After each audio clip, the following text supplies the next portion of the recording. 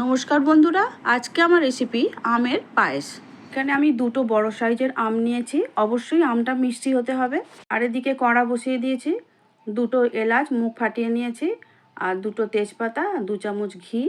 তারপরেই দিয়ে দিচ্ছি 100 গ্রামের মতো গোবিন্দভোগ চাল। অল্প করে একটু নেড়ে চেড়ে নেবো। গন্ধটা যখন সুন্দর বেরিয়ে আসবে তখন আমি চালের মধ্যে দুধটা দিয়ে দেব।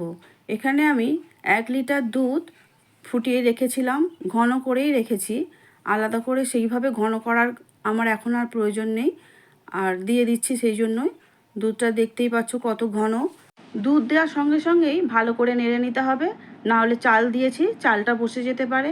হ্যাঁ, এখানে আর একটা কথা, আমি যে চালটা গোটা দিয়েছি সেই চালটা তোমরা গুঁড়িয়েও দিতে পারো।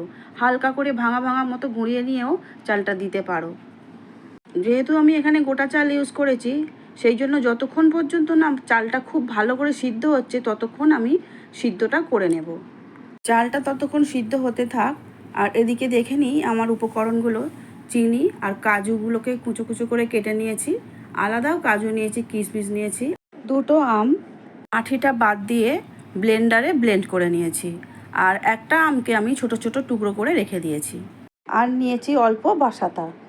এদিকে দেখতেই পাচ্ছ দুধটা আরও অনেকটাই কমে এসেছে, এর বেশি আর কমানোর দরকার নেই। চালটা খুব ভালো করে সিদ্ধ হয়ে গেছে, একটু চাপলেই মিহি হয়ে যাচ্ছে, দেখতেই পাচ্ছ।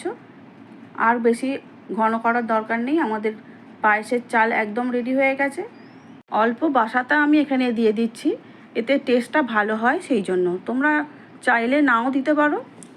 বাসাতা দেওয়ার পরেও খুব ভালো করে আমি আবারও মিশিয়ে নেব চালের সঙ্গে। এবারে আমাদের দিয়ে দিতে হবে পরিমাণ মতো চিনি। চিনিটা তোমাদের যে যার স্বাদ অনুযায়ী দেবে।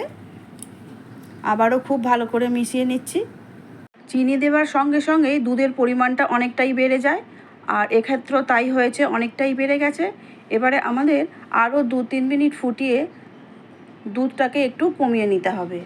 8-10টা কাজু খুব ছোট্ট ছোট্ট করে কেটে নিয়েছিলাম, সেই কাজুর কুচিগুলোকে এবার আমি দুধের মধ্যে দিয়ে দিচ্ছি, দিয়ে আবারও খুব ভালো করে মিশিয়ে নিচ্ছি। তোমরা চাইলে এখানে আমন্ড, পেস্তা, ইচ্ছা মতো ড্রাই ফ্রুট এখানে ইউজ করতেই পারো। আমার হাতের কাছে যেটা ছিল আমি সেটাই দিয়েছি। দুধ ফুটে অনেকটাই ছোট হয়ে গেছে। এবারে যে দুটো আম আমি মিক্সিতে ব্লেন্ড করে রেখেছিলাম, সেই ব্লেন্ড করা আমটা আমি ঢেলে দিচ্ছি দুধের মধ্যে। আবারও খুব ভালো করে আমি মিশিয়ে নেব। আমটা দিয়ে দেওয়ার পরে আর বেশিক্ষণ আমি নাড়াচাড়া করব না, মিনিট 2 খুব ভালো করে মিশিয়ে নিয়েই আমি গ্যাস অফ করে দেব। খুব বেশি আর নাড়াচাড়া করার দরকার নেই, দেখতেই পাচ্ছ একদম রেডি হয়ে গেছে। এবারে আমি গ্যাসটা অফ করে দিচ্ছি। এর বেশি আরও ফোটাতে গেলে তখন কড়ার মধ্যেই ঠান্ডা হয়ে বসে যাবে, সেটা খেতে ভালো লাগবে না। রেডি হয়ে গেছে আমাদের জামাই ষষ্ঠী স্পেশাল আমের পায়েস। তেজপাতা দুটো আমি ফেলে দিচ্ছি। একটু কাজু আর কিশমিশ দিয়ে আর টুকরো করা আম দিয়ে সাজিয়ে নিয়ে ফ্রিজের মধ্যে 2-3 ঘন্টার জন্য রেখে দেব। তবে গরম গরম কিন্তু মন্দ হয় না খেতে, দুটোই খেতে খুবই ভালো লাগে। যেটা তোমাদের ভালো লাগবে সেইভাবেই তোমরা খাবে। আমার ভিডিও ভালো লাগলে লাইক, শেয়ার, সাবস্ক্রাইব করার অনুরোধ রইল। ফেসবুক পেজ থেকে দেখছো, পেজটিকে ফলো করে দিও প্লিজ। দেখা হবে পরের ভিডিও নিয়ে। আমার ভিডিওটা পুরো দেখার জন্য অসংখ্য ধন্যবাদ।